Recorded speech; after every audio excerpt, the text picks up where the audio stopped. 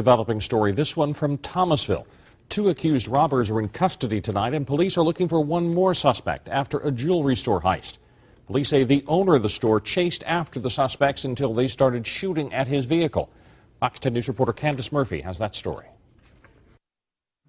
Crime scene tape surrounds Tim Watts Jewelers, where officials say two robbers entered the store around 11 this morning. From what I could, from gathering what they told me, they had been told to get on the floor. And there was actually another guy in there who was on the other side of the counter, and they actually tied him with a zip tie, his hands behind his back, and made him get on the floor.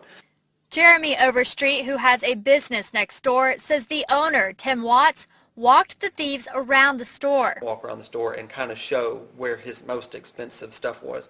And he has cameras in his store, and so he was trying to kind of get them to where they can get their picture on the camera, I guess.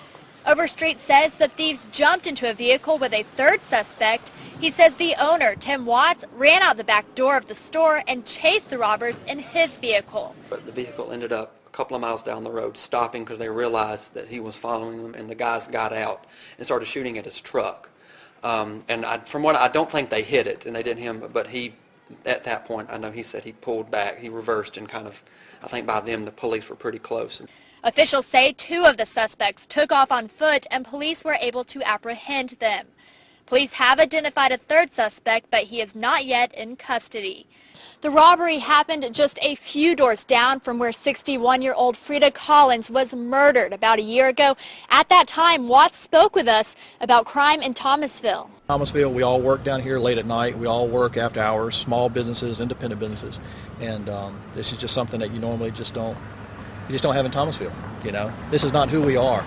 I was very surprised as well. I was here when the murder happened right across the street, and you think, well, that's just an outlier, and it's nothing like that's ever going to happen again. And then, try to come home from lunch and can't get down here because everything's roped off because they're looking for suspects from a robbery, and it's very surprising. Officials don't believe the thieves are from Thomasville. Police aren't releasing the suspects' names at this time. Reporting in Thomasville, Candace Murphy, Fox 10 News.